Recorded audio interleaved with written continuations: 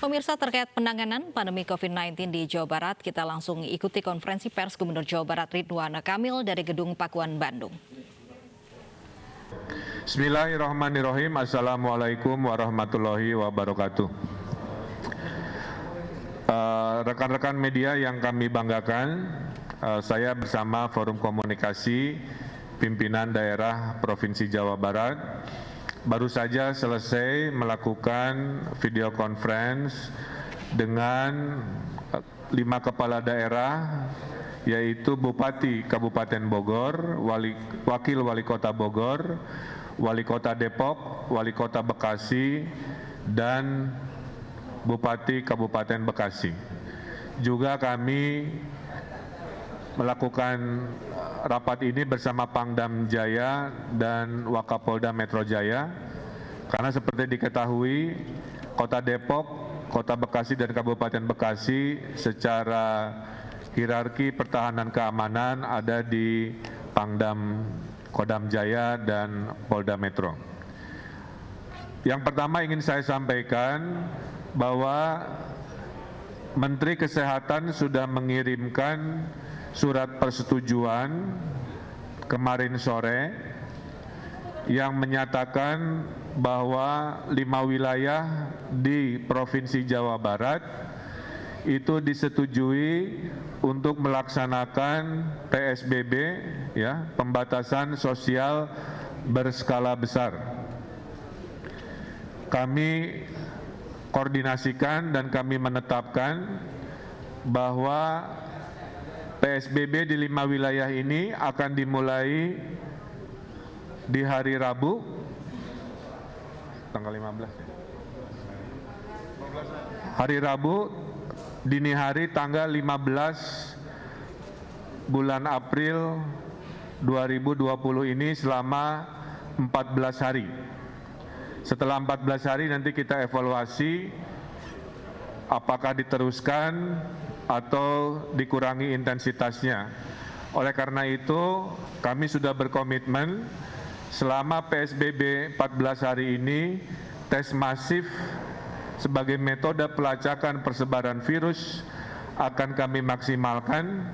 Per hari ini sudah 70.000 tes masif dilakukan di Jawa Barat dan akan kami teruskan sampai target 100.000 dan seterusnya sampai target 300.000.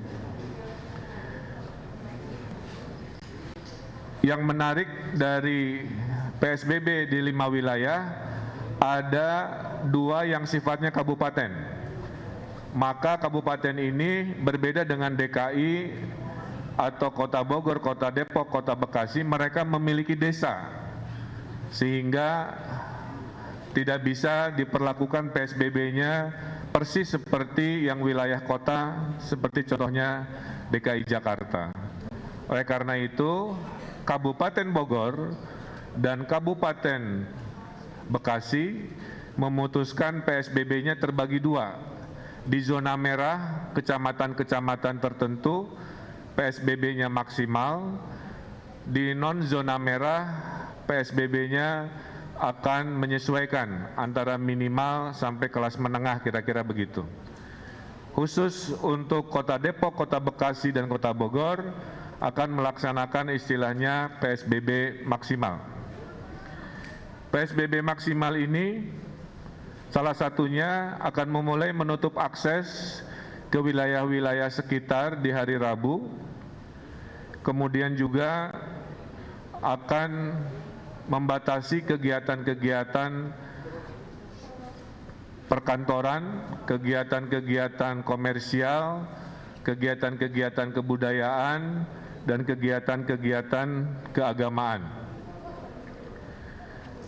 Kepada mereka yang terdampak oleh COVID, kami kelompokkan ke dalam 2 golongan. Golongan pertama adalah golongan yang terdata oleh pemerintah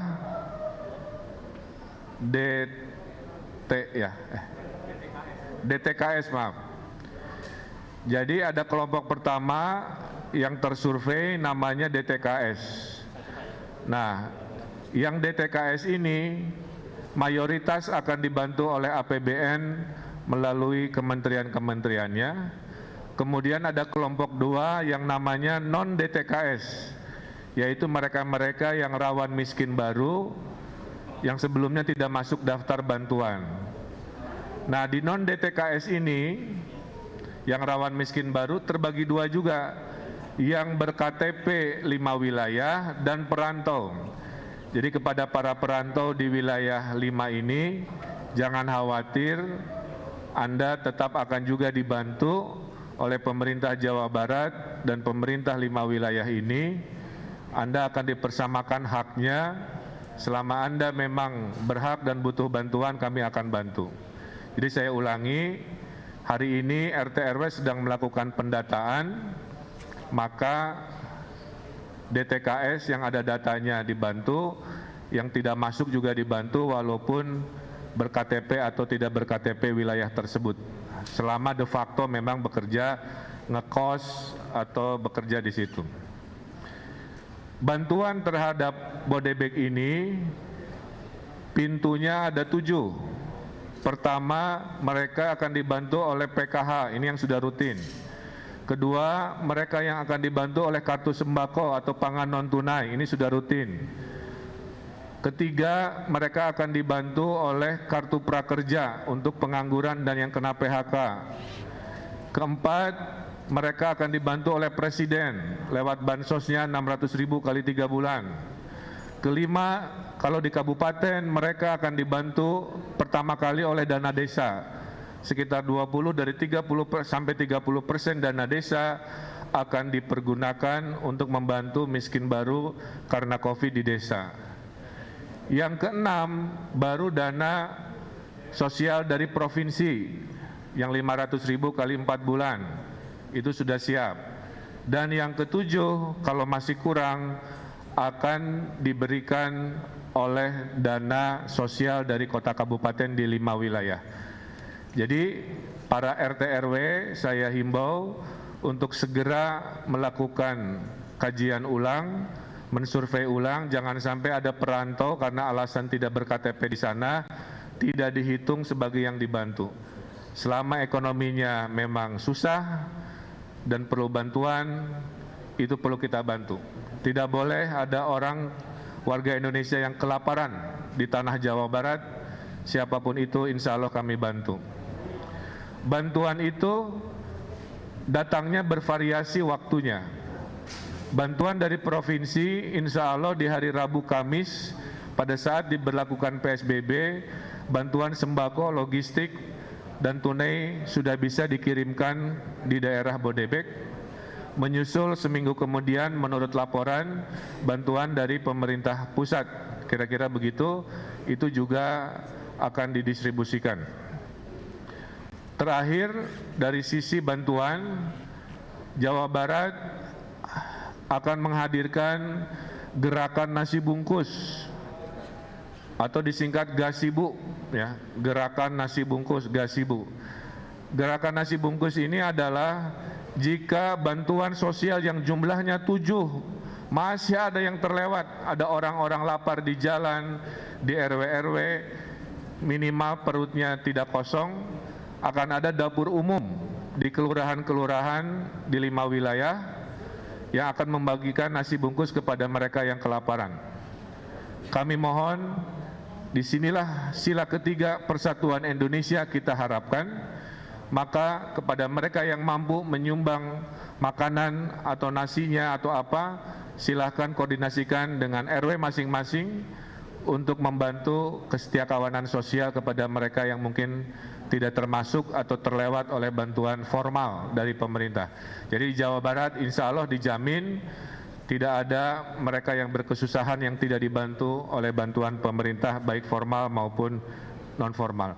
Oleh karena itu kami sudah perintahkan semua RW di Jawa Barat khususnya di wilayah PSBB ini untuk mendeklarasikan sebagai RW siaga. RW siaga yang melaporkan mereka yang perlu dibantu, RW siaga yang melaporkan jika ada kedatangan tamu yang perlu diwaspadai, dan RW siaga yang mendata dengan seadil-adilnya data. Nah, terkait sanksi, perbedaan PSBB dengan sebelumnya sebenarnya hampir sama, bedanya dulu tidak ada sanksi. Dengan adanya PSBB, maka aparat hukum diberi kewenangan memberikan sanksi. Nah, sanksinya kami serahkan kepada wali kota dan bupati menyesuaikan dengan kebijakan diskresi dari wali kota bupati. Nah, termasuk yang ojol juga tadi ya, itu diserahkan kebijakannya apakah boleh narik penumpang atau tidak, hanya barang saja itu kita serahkan kepada wali kota dan bupati. Dan kepada pabrik-pabrik yang masih buka, sudah kami arahkan tolong di SK-kan mana industri-industri yang masuk strategis dan boleh dibuka dan mana yang harus tutup dulu. Bagi yang akan dibuka diwajibkan memberikan rasa aman. Jadi pabrik industrinya harus melakukan tes masif juga kepada karyawannya. Setelah tes masif dilakukan, maka bupati, wali kota selama PSBB mengizinkan mereka jika membuktikan tidak ada yang positif di pabrik itu melalui tes masif tersebut, tentu dengan social distancing dan protokol kesehatan. Terakhir dari saya adalah PSBB di Jawa Barat ini akan ada 3 tahap. Tahap pertama adalah wilayah tadi, Depok, Bogor, Bekasi. PSBB kedua adalah Bandung Raya. Jadi kami sedang mempersiapkan surat kajian data karena ada lompatan di Bandung Raya, di Kota Bandung, Cimahi, KBB, Kabupaten Bandung, sedikit Sumedang, maka itu adalah PSBB tahap 2 yang kami rencanakan, dan yang ketiga jika dibutuhkan, kira-kira begitu. Nah, Bapak Ibu yang saya hormati, saya tutup dengan sebuah semangat bahwa penyakit COVID-19 ini ada 3 benteng pertahanan. Benteng pertama adalah benteng pencegahan, social distancing di situ, PSBB di situ. Ini mudah dilakukan tapi juga susah jika kita tidak taat dan tidak disiplin. Kalau jebol benteng pertama karena tidak disiplin, masuklah benteng kedua yaitu pelacakan. Dengan pelacakan kita tahu di mana klaster-klaster penyebaran virus. Kalau pelacakan gagal dan jebol, baru benteng terakhir yang kita punya yaitu benteng perawatan terhadap mereka yang sakit. Nah, saya berharap warga Jawa Barat jangan sampai COVID-19 ini langsung membobol benteng pertama, kedua langsung lompat ke benteng ketiga, di mana orang-orang sakit ini menjadi banyak dan kapasitas kita menjadi terbatas dan akhirnya kita mengalami kerepotan. Kalau tidak ada halangan, menurut hitungan, kalau PSBB ini lancar harusnya akhir Juni kita bisa tren turun COVID-19.